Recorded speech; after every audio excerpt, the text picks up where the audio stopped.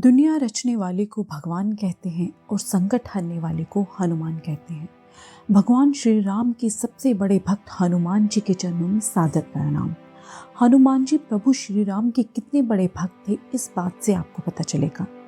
लंका विजय के बाद भगवान श्री राम वापस अयोध्या लौट रहे थे। तब हनुमान जी ने कहा कि मैं भी चलना चाहता हूँ, अयोध्या में रह करके आपकी सेवा करना चाहता हूँ। तो प्रभु श्री राम माता सीता और भ्राता लक्ष्मण के साथ हनुमान जी भी अयोध्या में आ गए।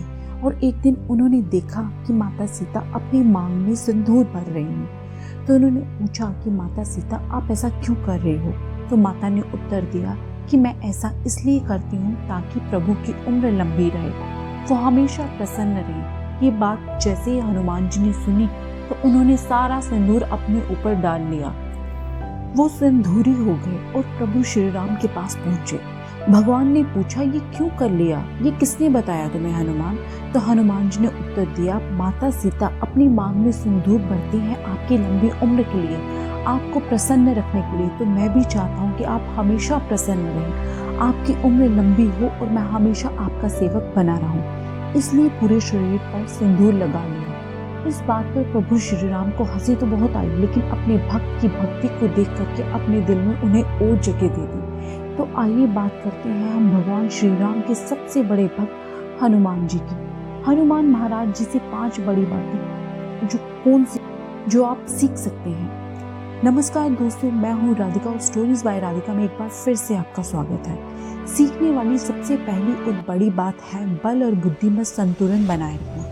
बहुत ज़रूरी है, बैलेंस बनाए रखना बहुत ही ज़रूरी है। बचपन में मिले श्राप की वजह से हनुमान जी को अपनी शक्तियाँ याद नहीं थी। जामवंत जी ने उन्हें याद दिलाया कि आप समुद्र पार करके जा सकते हैं और माता सीता का समाचार लेकर के आप आ सकते हैं। जैसे ही शक्तियाँ याद आई, समुद्र पार करके उड़ने लगे। जब उड़ रहे थे, लंका जा रहे थे, तो अचानक बीच में समुद्र में उन्हें शूरसा नाम की एक राक्षसनी मिली, जिसका शरीर पहाड़ जितना विशाल था।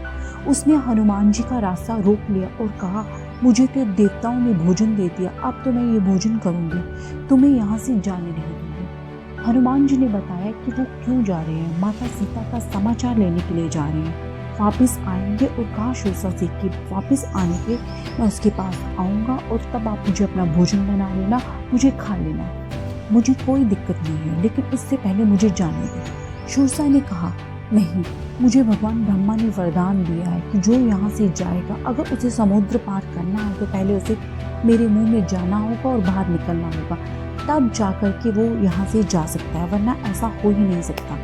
हनुमान जी ने कहा, ठीक है, आपको वरदान मिला है तो ठीक है, मैं इस वरदान को खाली नहीं जाने दे सकता, आप मुझे खा लीजिए। शूरसा ने कहा, मुँह ठीक है।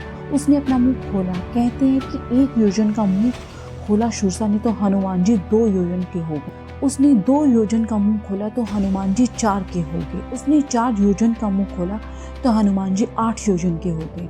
उसने 16 का मुंह खोला तो वो 32 के हो गए। जब शूरसा ने 100 योजन का मुंह खोला तो हनुमान जी तीव्र गति से एकदम से छोटे हो गए, शूरसा के मुंह में गए और वापिस आ गए। जैसे ही हनुमान जी ने ये किया, शूरसा उनकी बुद्धि से बहुत प्रभावित हुई और प्रसन्न हुई और अपने असली रूप में आ गई। उसने बताया कि वो सर्पों की माता है और देवताओं ने उसे भेजा था कि हनुमान जी की परीक्षा लेते हैं और देखते हैं कि जो माता सीता का समाचार लेने जा रहा है उसमें कितना धीरज है, कितनी बुद्धि है, कितना बल है। और शूरसा ने कहा कि आप इस परीक्षा में उत्तीर्ण हो गए हैं और अब आप जाइए और माता सीता का समाचार लेकर के आइए, प्रभु श्री राम को समाचार सुनाइए। ये पहली बात बहुत इंपॉर्टेंट है लाइफ में, बल और बुद्धि में बैलेंस बना करके रखना बहुत ज़रूरी है। दोस्तों, हमें मालूम होना चाहिए कि कहाँ बड़ा बनना है, कहाँ छोटा बन करके काम निकाल लेना है। ये दूसरी बड़ी बात जो हम हनुमान जी से सीख सकते हैं वो है मैनेजमेंट। लंका विजय को आसान बनाने का काम किया था प्रभु श्री राम के सबसे बड़े भक्त हनुमान जी ने। असुरों की भीड़ में, लंका में राक्षसों की भीड़ में उन्होंने भगवान के भक्त को खोज लिया। एक घर के बाहर से आवाज आ रही थी, प्रभु श्री राम की जय जयकार हो रही थी। तो ब्राह्मण के वेश धर करके भक्त की परीक्षा ली और पता चला कि सच्चा भक्त है, तो भविष्य से उन्होंने मित्रता कर ली। माता सीता कहाँ है लंका में, ये भी उन्होंने पता लगा लिया। माता सीता से मिले, उसके बाद लंका में भय फैलाने के लिए वहाँ आग लगा दी। बता दिया कि उनको कि हमारी सेना कितनी विशाल है और हम कितना बड़ा युद्ध करने वाले हैं। विभीषण की मित्रता भगवान श्री राम से करवा दी। लंका विजय को इन शॉर्ट आसान बनाने का काम किया। अपने प्रबंधन की वजह से, अपने मैनेजमेंट की वजह से, अपनी स्ट्रेटजीज की वजह से। तो लाइफ में जब भी कोई बड़ा लक्ष्य आ जाए तो छोटे छोटे स्टेप्स लेकर के आप चीज़ें आसान कर सकते हैं। ये सिखाते हैं हनुमान जी। तो जैसे कि मैंने आपको बताया कि समुद्र के बीच में जब शूरसा नाम की राक्षसी से मिले हनुमान जी, तो शूरसा ने अपना मुख बड़ा कर लिया। अपना मुख बड़ा किया, 2 योजन का किया तो हनुमान जी 4 के हो गए, 4 का किया तो हनुमान जी 8 के हो गए, 8 से 16 के हो गए, 16 से 32 के हो गए। इतने विशाल, इतने मजबूत थे, लेकिन कभी घमंड नहीं किया हनुमान जी ने।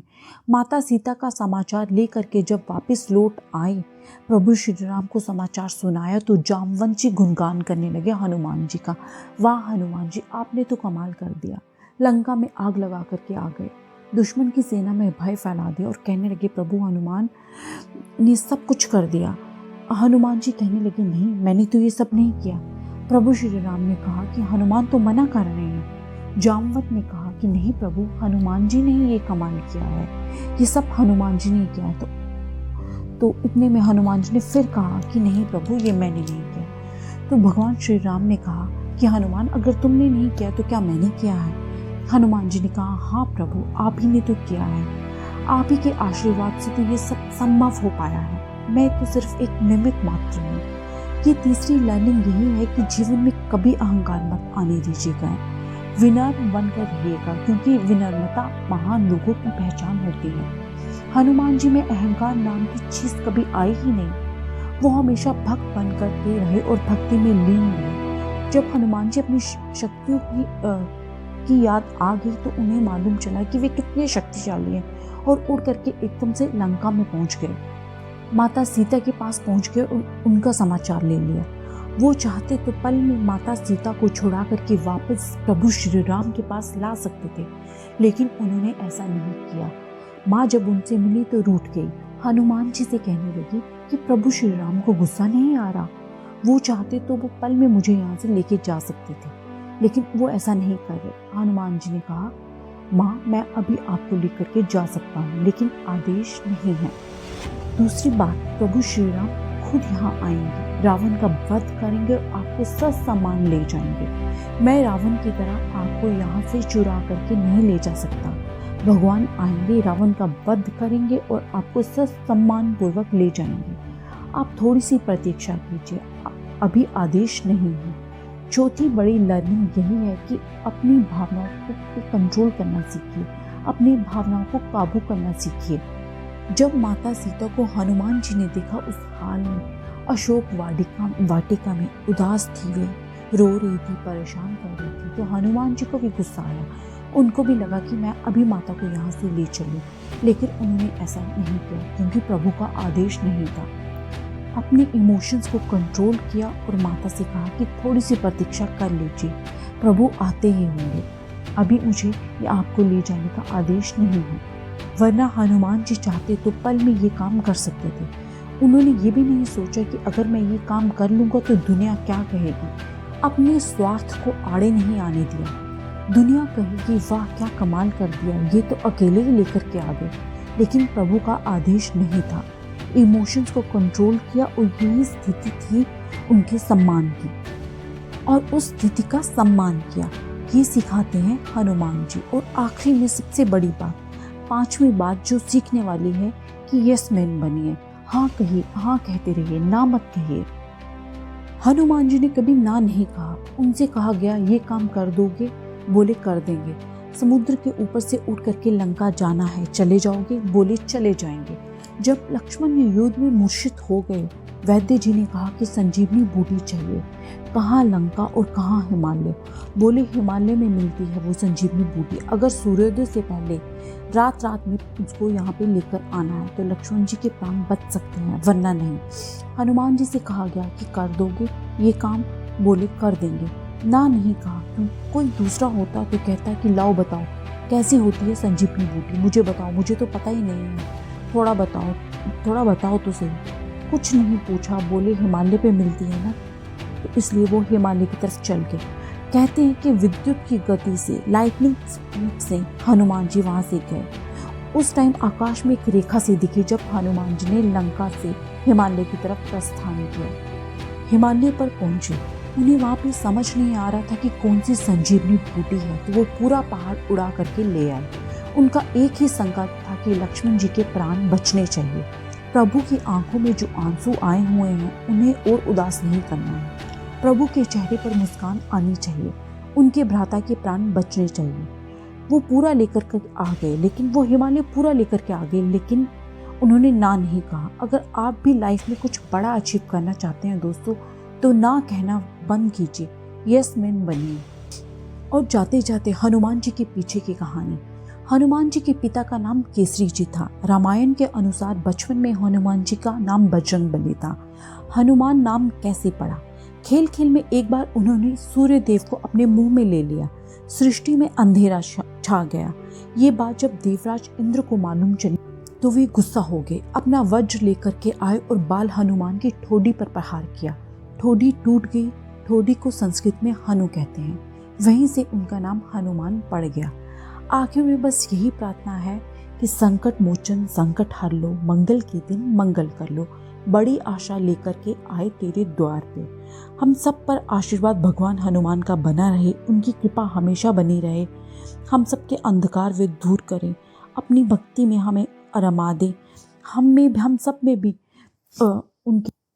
उनकी जैसी भक्ति करने की शक्ति आ जाए, तो इससे बढ़कर और हमें क्या चाहिए।